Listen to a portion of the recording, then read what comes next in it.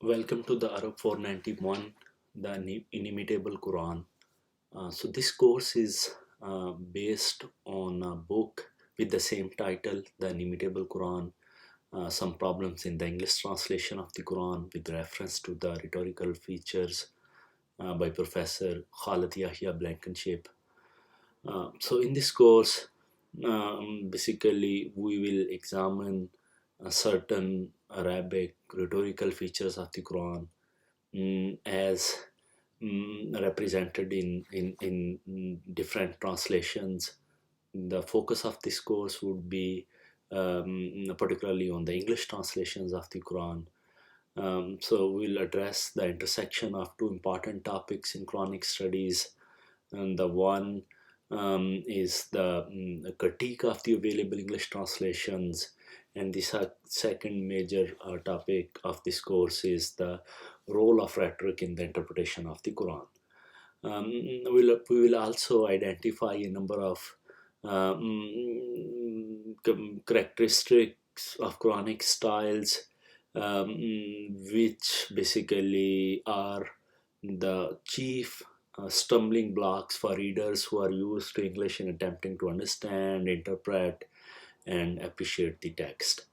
This course, the Arab 491, should be useful to all those interested in rhetorical and translation studies, and the theory, and the also it will be of interest to the students of Islamic studies. So our focus today is basically it's an intro lecture. It's on the question of the translation, understanding the challenges and complexities of the translation. So the before discussing how rhetoric relates to translation of the Quran, it's necessary first of all to discuss the question of translation itself, a question which the rise of the field of the translation studies has brought into some focus and made a central concern in all matters related to language and linguistic studies. A continuous and ubiquitous practice attested in the writing since well over 4,000 years ago. Interlingual translation is normally considered to be the rendering of words, discourses, or text from one language to another language in a way that is accurate and can be understood as clearly as completely possible in the receiving language. So it's basically to understand how the translation relates to Quran and the broader linguistic practices. So because the direction of the translation is from the language of the original into the receiving language, it is clearly the receiving language which must dominate the process and the result. So this phenomena is called the receiving language dominance. The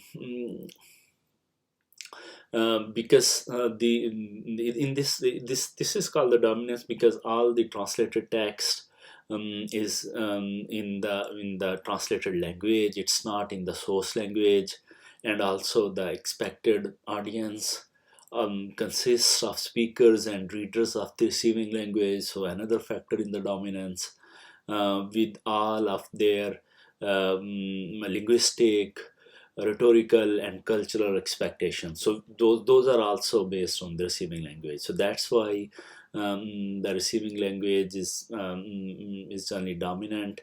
And in addition to that, there is a translator's role there as well, because translators most of the time are the native speakers of the receiving language, or almost have achieved the competency at par with the native speakers. So the challenge here is the translation may never fully replicate the original text, raising concerns about the fidelity of the meaning So owing to these facts, the dominance, the receiving language dominance, one factor, and the second factor is the translator roles, the translations, the end product. Translations as a product has usually raised some qualms because it's quite clear that a translation can never be exactly equivalent to the original text on which it is based, and this fact has been demonstrated, that while an original text may have a single absolutely fixed and canonical forms, if it's people choose to canonize it, translations of that text may be countless, and no precise scientific standard exists or can exist to determine that one of the translation is exactly correct and all others are deviants, are not as correct. So nevertheless, sometimes such determinations have been made, even leading to canonizations of particular translations as authoritative. Such secondary canonizations of translation occur, in particular when a religious sect adopts a particular translation of its scripture as its only accepted text, forsaking all others, as happened with the early Christian canonizations of the Greek, Septuagint translations of the Hebrew scriptures, or with certain contemporary Protestants who adopt the English King James Bible as revealed scripture. But such adaptations and canonizations of a translation is an ideological position which other groups may and most of the time do reject, offering their own alternatives or their own versions instead of those canonized versions which have been selected by a particular sect or group. So next we'll discuss the possibility of the translation. Is the translation possible?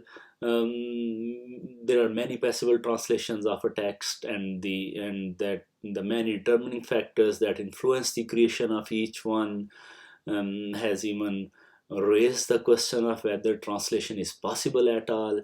Question that has been considered for a long time, but has come back to the fore recently in some works of the translation studies. This has arisen particularly as a reaction what Lawrence Vente's criticism, and others have criticized as transparent translation.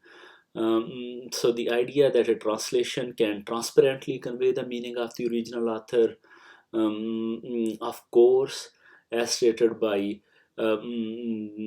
some authors, that the term untranslatable is usually an aggregation.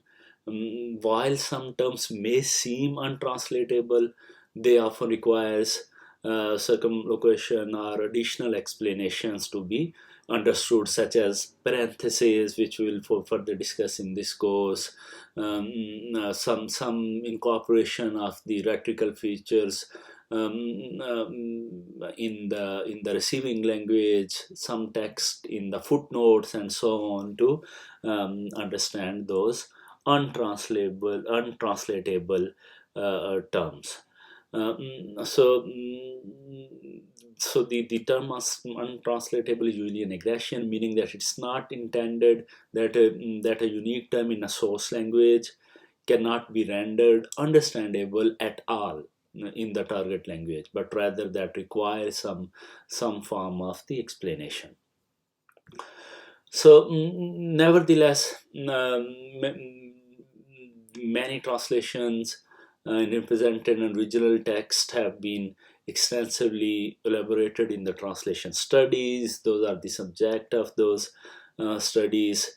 Even apart from strictly lexical or grammatical reservations, which are important, the Berman, for example, has identify 12 deforming tendencies. So those 12 factors that affect and distort translation, such as culture, nuances, idiomatic expressions, structural differences between the languages. And then there are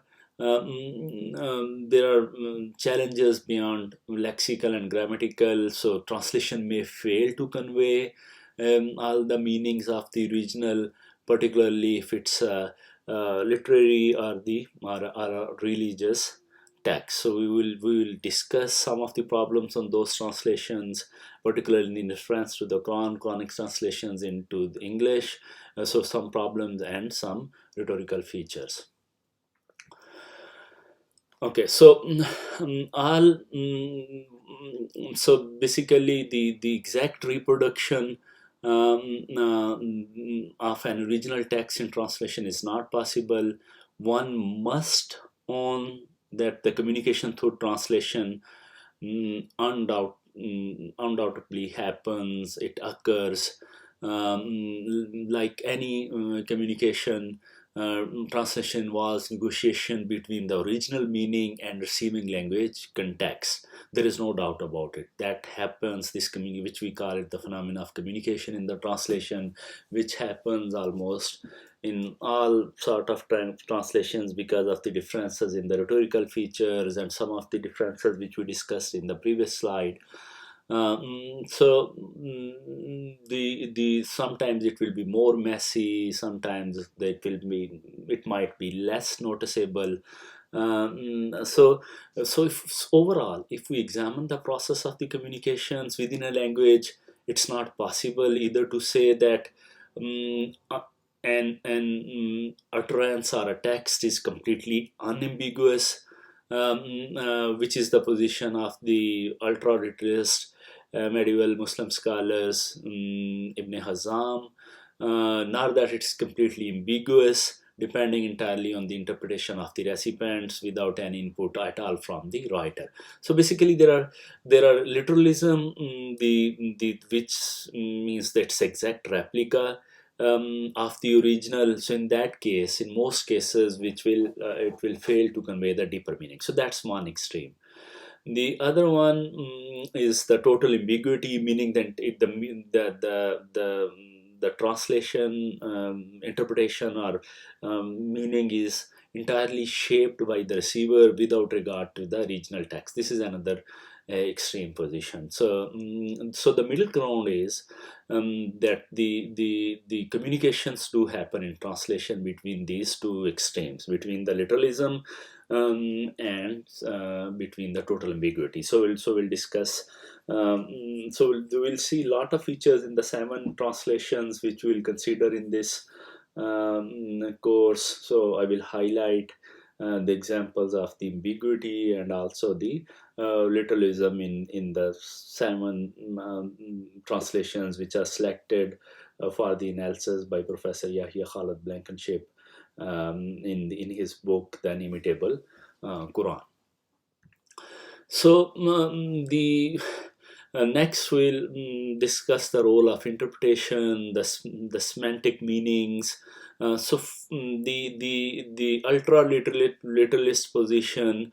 So if we discuss that, which could still be found among some textualists, literalists, religious believers who insist on the complete transparency of their sacred books. One might imagine, for example, that if I give you a paragraph and ask you to provide the meaning of it in your own words, in effect translating the original, but what you can do is no more than the parrot back the original words without the least alteration, then you have understood nothing, because it's just the playback of the original thing.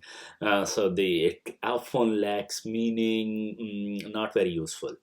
Since the basis of the language is obviously communication rather than a parrot-like repetition of the source language, so for the communication to happen, it has to be effectively translated into the target language while adhering to the original meanings of the source language. So if you cannot explain the text in your own words, then the communication has not occurred. Thus interpretation in that case is essential in all languages. But what if the assertion is rather that interpretation is not possible for the opposite reason? Then all interpretations are equally valid, so that the meaning is only created by the receiver without any input whatever from the speaker or the writer. In this case, communication does not take place. Therefore, such a linguistic theory is an inadequate one, because, of course, communication actually does happen. We are forced rather to conclude that communication must inhibit the gray area between those two puristic extremes, that a language is not perspicuous and transparent because receiver does indeed bring all of his or her own abilities and baggage to the interpretation of the text he or she is receiving, and also because all kinds of misunderstandings take place, some consisting of real errors, but others partial misunderstandings owing to the subtle shift, nuances, ambiguities that are also common in the language. But also the communication does take place, sometimes with considerable precision, so that utterances and text, while not transparent, are also not completely opaque. So this position is adopted by Hans Georg Gadamer in his truth and method based approach, which he considers the reader to encounter and experiences the text in a middle ground, and he explicitly relates this process to the translation. And in fact, the with the understanding and communication with a single language, translation between languages clearly occupies this same gray middle ground as well. The original text contributing meaning to the translated text in the receiving language, but not in a way that produces the original text either exactly or approximately. That's a major problem. But there are many factors which presents an interference to the this process of not being actual reproduction of the original text or the close approximation of the original text. So the bottom line here is that translating a text requires interpretation. There's communication, even if the process is imperfect, and we discuss some of the factors, some of the interferences which interfere with the process of the translation. So the translator's role, the rhetorical features, and other factors. So next we'll discuss the literal versus the free translation. So we can elaborate still a little more on the possibility of the representation of the original language in the receiving language, even though the result is still a matter of dispute, as we discussed on the previous slides, because of the doubts raised about the possibility of communication of meaning and understanding across time, understanding across places, cultures, and different languages. So it is quite clear that what can be most be conveyed is the semantic meaning. So it is from that ancient and medieval civilization societies and conditions can be known at all. So semantic meanings may be conveyed in literist or word for word translation. So word for word translations often fail to capture the full meaning of the original due to differences of language structure and the cultural context. For example, the word order is one issue. In English, it's mostly subject, verb, object. Standard classical most of the time follows the verb, subject, and the object order VSO. In English it's SVO.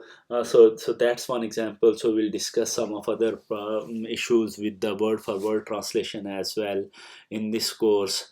Semantic meaning may well be conveyed in a word for word translation, while where the translated text is bound as closely as possible to the original, mm, with the possible exception of some scientific works. Even word for word translation cannot convey some of the meaning of the original, because words of each language contain many different shades of the meaning and are thus often ambiguous. And most commentators on translation have also criticized the tendency of word for word translation to deflate or even render ugly or repulsive to the source text. It's a tendency that certainly will alter the reception of the meaning of the reader. So then there are free or interpretive translations, most likely, as in contrast to the word for word translation. They are more likely to convey the underlying meaning, but may depart significantly from the original phrasing. So word for have its own problem. Free interpretive translations, if they are more clear in the in the explaining the to convey the meaning of the original text, but they have their own problems that they depart from the original text. So there's a trade-off over here. There are some challenges there in both approaches. So literal, word by word, and free translations, there are risks.